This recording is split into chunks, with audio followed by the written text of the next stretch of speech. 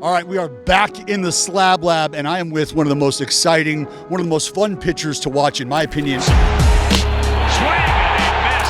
And a swing and a miss. Strikes out Ohtani. Not only because of the mix, but just because of the funky way you go about it. I love the cross-body action. We're talking about a dude who just finished in the top 10 in Cy Young voting. Strike 3 call. And he does more so tonight. He now has 10 strikeouts. I'm with the man who wears the crown, the king, Michael King of the San Diego Dads. King, appreciate you for joining us, man. San Diego Dads. Yeah. Thank you. I appreciate being here.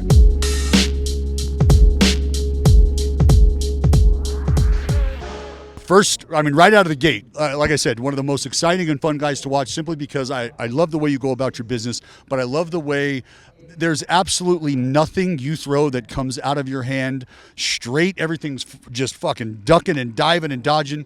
Take us through the toolbox. Show us the pitch grips. Show us what we were working with. I'd say the straightest pitch I throw is my four seam, but it's really just my sneak pitch. I always talk about, I think, having multiple fastballs is a great way of doing it, and you have to make sure one's elite, and then the other one just has to be different than the elite pitch. So I know my sinker, it's a very standard. It's directly on the seams. With the rails, and obviously from my slot being a cross body, lower arm slot, I can get the movement. And then if I can just throw a four-seamer that has a little bit of carry to it and a little less run, then it plays. So again, four-seamer, just very stock, standard four-seamer.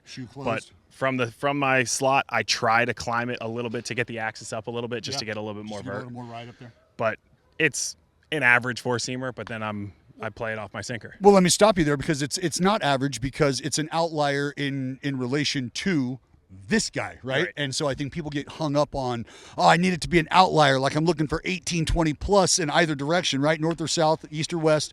And I think they get hung up on some of those numbers as opposed to understanding this is just so much different than what else I feature. That's what makes it the outlier. Absolutely. And to me, it's a pitch that's either going to shock somebody in the later count, or I can steal a strike 0-0, and then they think that that's the fastball movement, and then they really see the fastball movement, and now it's a way for me to get a strike without using one of my better pitches. Well, that's when you get the righties swinging and shit, and they're turning themselves into the ground. They don't know what's coming. That was not supposed to dive 18. It's fun to watch. All right, so we got the two fastballs.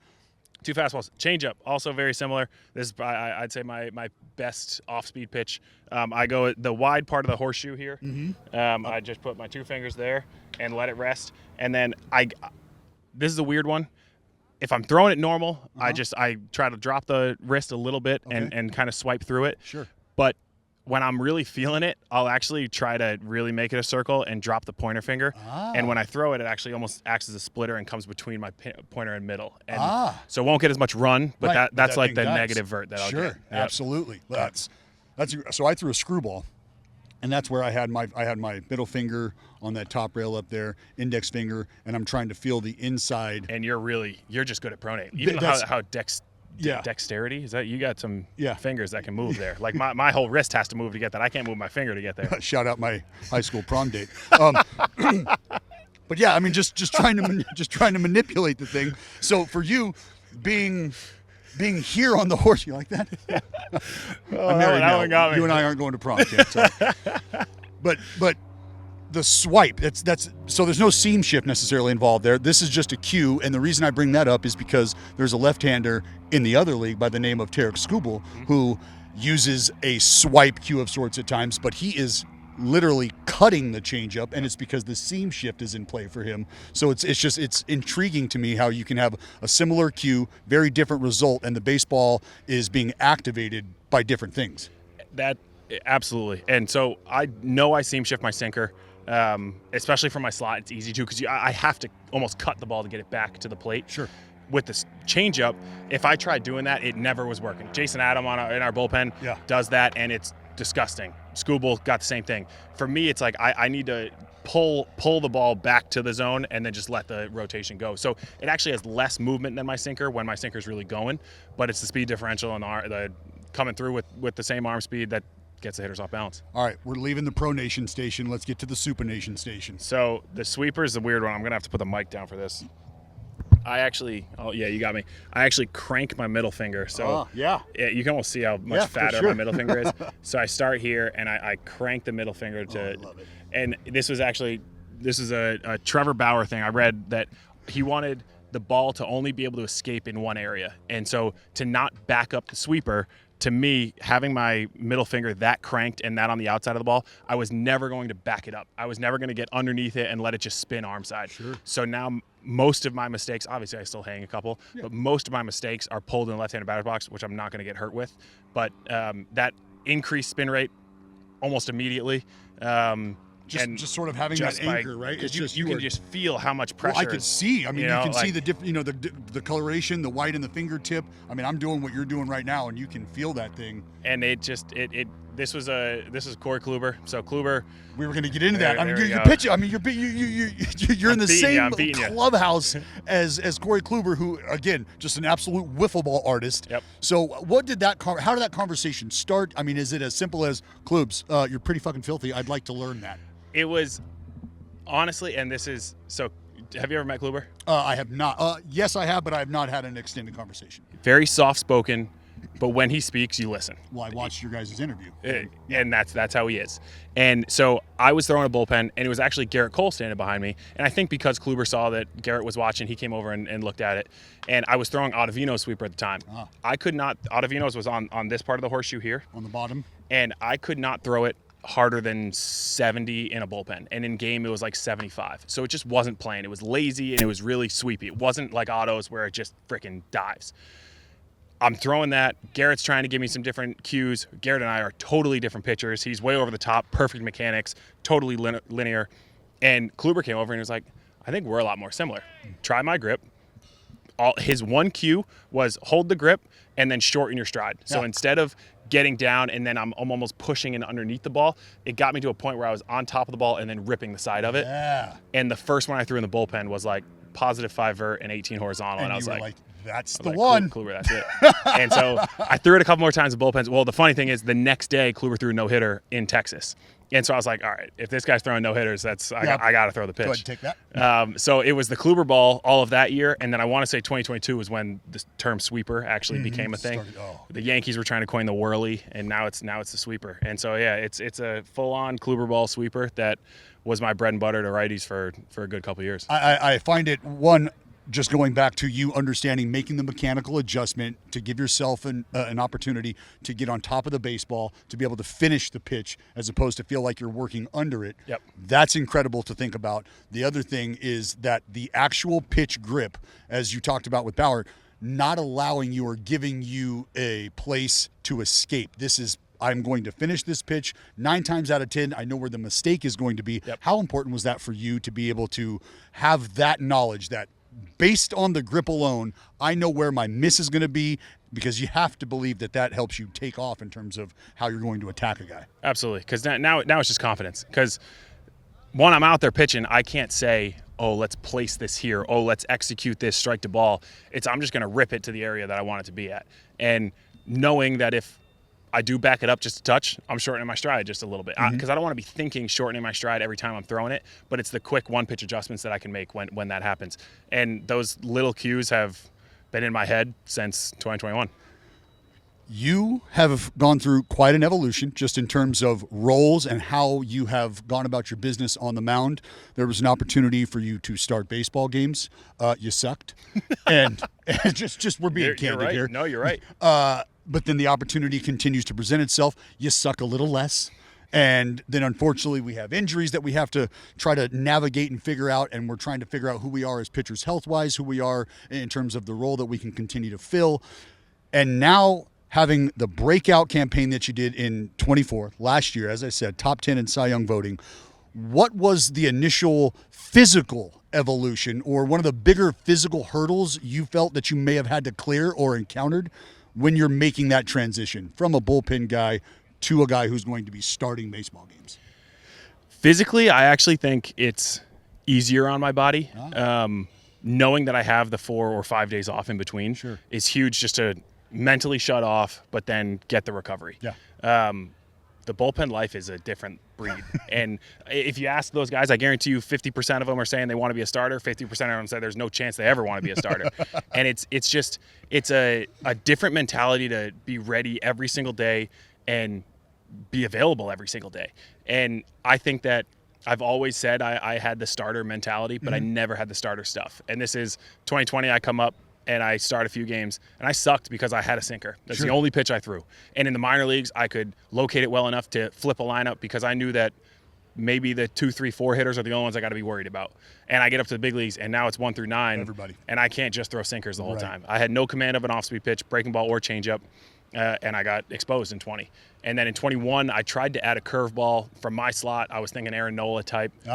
Nola's a freak. Can't do that from down here. That's tough. And the curveball was terrible. And so then I adjusted and learned the sweeper in 21, and that was Corey Kluber. And I think that adding that and then just getting a feel for the changeup at the bottom part of the zone became a starter's arsenal. And that's where I was able to progress in 23. And then I just had to beg Booney. That's all it was. Really? Oh, that's all it was. I can do this. I'm going to be able to do this. Just give me the baseball. I was the main argument. So I was a multi-inning guy out of the bullpen, but he would throw me in high leverage, and I loved it. I thought that honestly, if they were as valued as they should be, this is relievers I'm talking about, I was going 7, 8, 9 in 1-run ball games, and it's like it's exciting, it's adrenaline, and Booney trusts me to flip a lineup in the 7th, 8th, and 9th, or Garrett would go 6 and I'd just go 7, 8, 9. It was fun.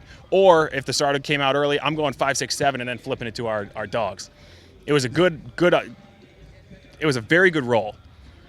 And then I talked to Booney going into spring training of 23, and I said, like, you got to give me. I'm a starter. That's why you're allowing me to flip a lineup, because I have a starter's arsenal. And his first line to me was, "You're too valuable in the bullpen." And I said, if you put Garrett Cole in the bullpen, he'd be too valuable in the bullpen. And because he's too valuable in the bullpen, he's a starter. So I was on him. Well played. Oh, I was trying. And I was on him throughout the whole year. I was still in my relief role. And then, unfortunately, we had some injuries. And I went up to Booney, and I'm like, this is it, dude. It's the time. Also, unfortunately, we were out of the playoffs. And I'm like, this is the time where if I struggle a little bit and I know I'm a reliever, then great, I'm a reliever. But this is the time for me to go. And I ended up having a good, 8 or 9 starts to end the year and built up to outstanding.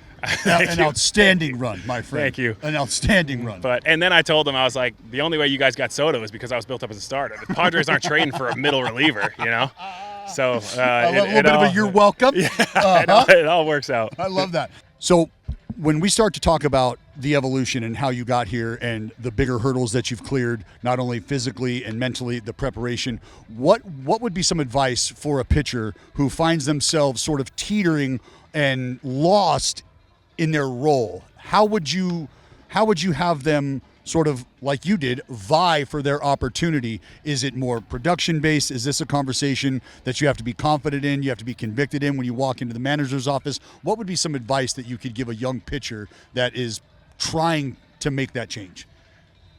Obviously, confidence is key, but also success in the role that you're given is key. I think that if I was a failed reliever, there's no way I can go up to him and say, hey, I'm a starter, that's why I'm failing as a reliever. Right. You got to be good in your role.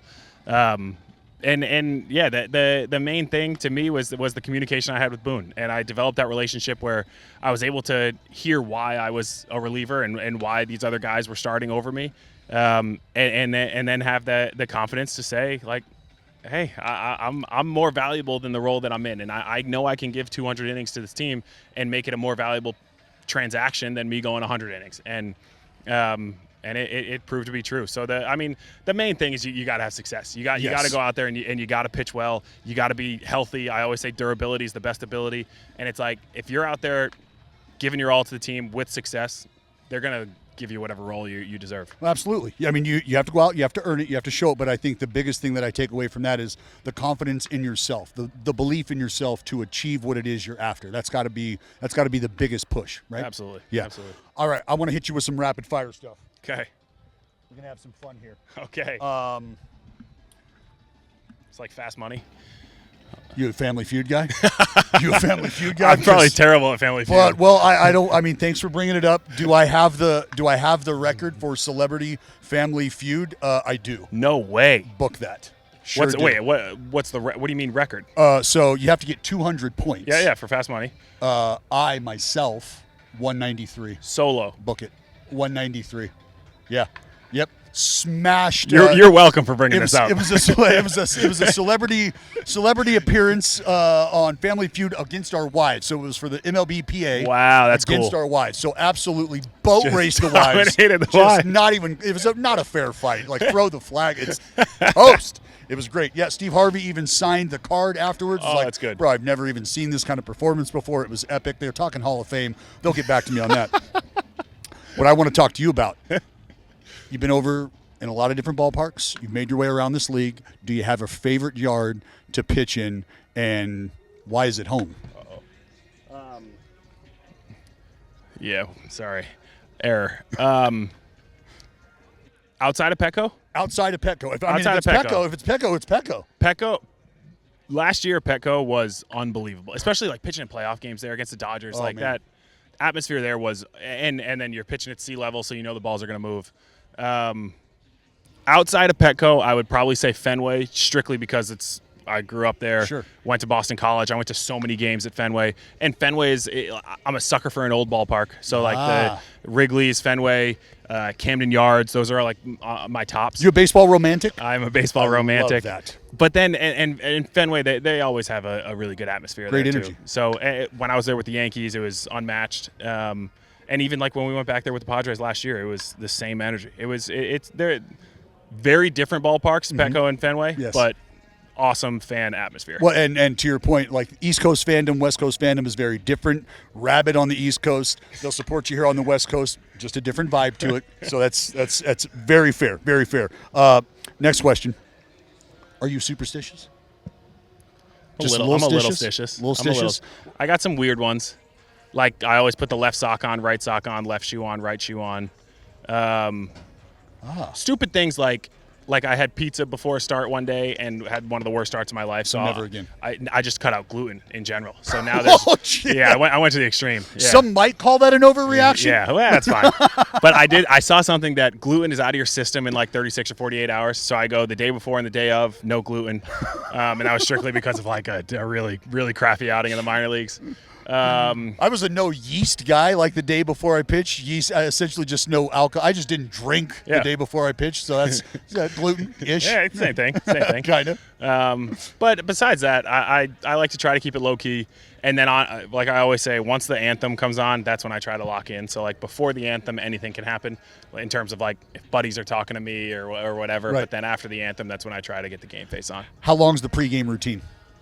I start in the weight room an hour and 25 minutes before game time. Activation stuff. That usually takes me about 45 minutes to an hour. And then plyos, catch play takes me 8 minutes, 2-minute break. Bullpen takes me 12 minutes. And I like a good 7-minute break before first pitch. Okay. So if we're on the road, it's easy. I finish like almost right before game time. I was just going to say, that's get the top of plays first. right into your hand. Exactly. You love that. All right, next question. We just gone over the arsenal. What's your favorite pitch? What's your favorite pitch to throw? You know what? Let's reroute. Favorite pitch to throw? That's great. What would be a pitch that you would want to throw that you currently do not throw? Real quick, the easy one, front hip sinker. An executed front hip sinker is the greatest pitch to. You're such a dick. No, it is. It is. As soon as you see it, like the hands go. Oh, it's. I was talking to Iglesias too, because Iglesias was playing behind me, and he was like, as soon as I hear it get called, I'm like, oh, please execute this. But curveball has been one that I've always wanted to throw. I just saw Gallen carve up the Yankees with 10 punch-outs on his curveball alone. Slab Lab alumni. Slab Lab, so maybe I can get a little mojo It's coming, dog. It's coming. But like the curveball's one, just because I don't really have anything that has negative vert. And I think that would add – I can go almost 20 inches in east, west, and north, but being able to get something negative vert would be really good. Especially because of that. Yeah. Right? I mean, well, thank God you're working on that after this series. Good Lord. No, I don't need to see any of that. If you could take one of your pitches that you have right now, swap it out for a pitch, for that same pitch from somebody else, which pitch of yours are you ditching and whose pitch are you picking up? I feel like my easy answer. So I've been messing around with the slider, gyro slider. Mm-hmm. Ooh, gyro. Dylan Cease gyro slider. I mean, how many punches he's got in the last few years? Strictly on slider. Stupid. I tell him you could throw that middle to every single hitter, and they're going to swing at it like a fastball. He can tell him it's coming. Tell him it's coming. It's like it's just one of those invisibles because it's perfect gyro, and so it never shows up as like this crazy metric pitch because it's right around 0-0, but he powers it through the zone, and his arm speed is strictly same as his fastball. And now it's like you got 99 with a 91 mile an hour slider, and everybody swings and misses at the slider. And so if I could add a 91 mile an hour slider and bang my doo-doo slider, that's what it would be. 91 mile an hour slider. I was topping out at 88, folks. 80. That's a fastball. That's like throw it as hard as you can, make it as straight as you can. These dudes are dialing up 91 with depth. It's just a different world these days. Yep. Big ice cream guy? Oh, do you know this story? Do you know my? You big buddy? We're getting there. We're getting there. You big ice cream guy? Yes or no? I would say yes. Yeah. Okay. Fair point. Do you have a favorite flavor? Can I shout out my dad? Please do, because your father, from what we understand, Gaga's ice cream. That was how we stayed afloat from, I would want to say like 2002 to 14. Just feeding families on the Cape. Feeding family. It's sold in pint-size containers. It was like a Ben & Jerry's type. Sure. But it was sherbet, but it was like cross between sherbet and ice cream because it had too much dairy in it, so it couldn't be sherbet. But it was like those fruity flavors that had like some creaminess to it, so it made it so much better than like a sherbet. So like, is there a moment at all where like we get back in the lab, maybe you've had a great outing, and now you're like, you know what? Let me throw some stuff together, a little treat myself. Like, how is that a thing? You whipping shit up in the kitchen? Honestly, so my dad still has like the batch freezer in our garage. He pulls it out for birthdays. Like my sister will only want it on her birthday. It's a process. It's a process to make it. So Gaga was his grandmother, her recipe, and she would make it in like a little 9x13 cooking sheet. Sure. But then you just put it in the freezer, freeze it, and now it's good to go. Boom. My dad got obviously he made a business out of it. So my favorite was the raspberry, but it was lemon, raspberry, orange, and rainbow. Lemon, raspberry, orange, and rainbow. He added some flavors towards the end, but they weren't good. A workshop. Yeah. A workshop. Well, Mr. Michael King, I can't thank you enough for jumping in the lab, from the preparation, from the mental changes that you have gone through, from the physical evolution to finding yourself on the mound, one of the frontline pitchers in our game, one of the more exciting guys to watch. We've gone through every reason why. This has been the Slab Lab, my man. I can't thank you enough for taking the time. I appreciate it. A wonderful personality, a wonderful performer. You need to check out Michael King in the Slab Lab, and then check him out every fifth day from here on out, because he's going to be shoving it up the rest of the leagues.